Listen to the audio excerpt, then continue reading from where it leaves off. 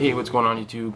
So a while back I was discussing this topic with East Tennessee Prepper, and then recently I saw a Skinny Medic touched on the subject, so I figured what the hey, why not throw up my own video on it, get some people thinking on my channel. Basically, top food preps. I'm gonna do a couple different categories. This first one's gonna be my top 5 food preps. I'm gonna go quick. I'm not gonna try and ramble too much on this video. Start off with the old flour, whether it's all-purpose, bread flour, wheat, regular, whatever, and I'll throw in the yeast to go with it. Obviously, super versatile. You can make tons of different stuff with the old flour, so must have. Next up, these are in no particular order, by the way. Mac and cheese. I've been eating it since I was a little kid.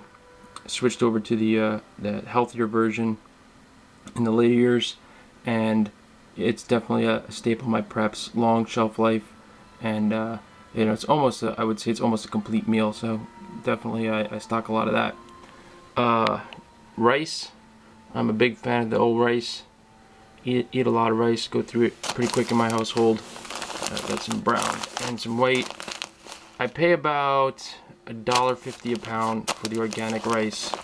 It's about the cheapest I found it, which is fine by me. You all know that I'm a big fan of the organic stuff.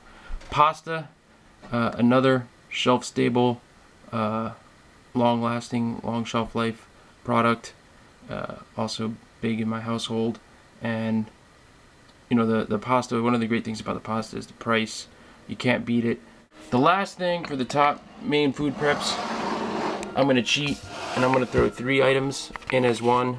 Honey, sugar, and the old maple syrup. So basically just your different kinds of sugar.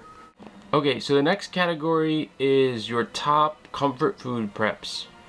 And I think people highly underestimate the value of the comfort foods, because if the SHTF does come along, you're gonna get sick of flour and rice and beans and all that stuff really quick. You gotta spice it up and you gotta change it up, and that's gonna be key to not jumping off the Empire State Building or something. For me, first up, organic ketchup. I put the old ketchup on just about everything. You name it, it gets smothered in ketchup. Big fan of the ketchup, so I keep a lot of that around. Another thing is the sriracha hot sauce, the hot chili sauce. You may not be familiar with this. This stuff is hot and it's really yummy, and yeah, it does have a couple of preservatives in it. If you read Chinese, it probably tells you some secret code, but whatever. Don't eat tons of it, but it is really good stuff, so I keep some of it around. Next up, comfort food, the old Nutella hazelnut spread. Is basically like a kind of like a chocolate peanut butter, if you're not familiar with it, but it's really good. Not too bad on the ingredients. It's got vanillin, which is an artificial flavor. That's about the only crappy thing it has in it, and it's the last thing, so it doesn't have too much of it. Love that stuff. That's a nice treat. Then we've got your old jellies, grape, raspberry, strawberry, whatever. I usually keep a lot of this stuff. Now this also is something that I could can, and if you watch my video a few vids back I did the orange marmalade, and that worked out well.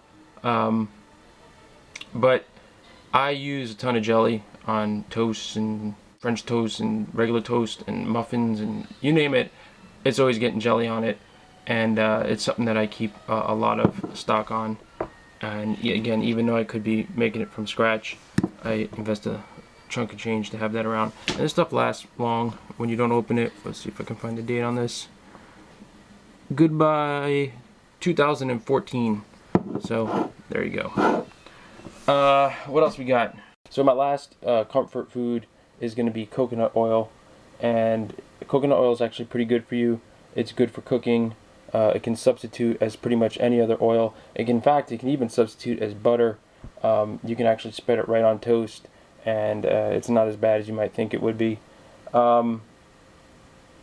It's got a really long shelf life, and shelf stable. You don't have to refrigerate or anything like that. And yeah, it's definitely it's one of my preferred oils to work with. Alright, so the last category is what are your most useful food preps? And I didn't sort of prioritize the other lists at all, but on this one I'm gonna say my number one, I think my number one most useful food prep, and it's just kind of squeezing in as a food prep, but I'm gonna say baking soda. Now in this category I'm not gonna go into all the uses that you can use this stuff for. Actually, I plan to make a series of that at some point when I have the time.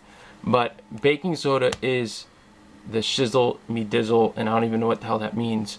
Y'all should go out and buy a 55-gallon drum of baking soda because it is so freaking useful. It's ridiculous. Okay, next up, olive oil. That comes in real handy cooking up your pasta, making salads, doing a whole bunch of other stuff. You can use spoiled olive oil in lamps as a fuel source. This buddy's got a lot of different uses for it. Again, I don't want to spend the time going into everything. Last one is salt. Been on my channel before, you've seen that I push this brand, the real salt, all natural sea salt, just because I think it's awesome salt. There's a bazillion uses for salt besides just putting on your french fries, and y'all can do a quick Google and you'll see all sorts of stuff besides your french fries and killing slugs. There's probably more useful preps that I have, but this is just kind of what I grabbed, and I don't want this video to go too long, so that's about it. And the whole point of this is to get you all to make a VR and hit me with your top food preps, your top comfort food preps, and your most useful food preps. Adios, YouTube. Trash bags! I want trash bags! I want them! I want them!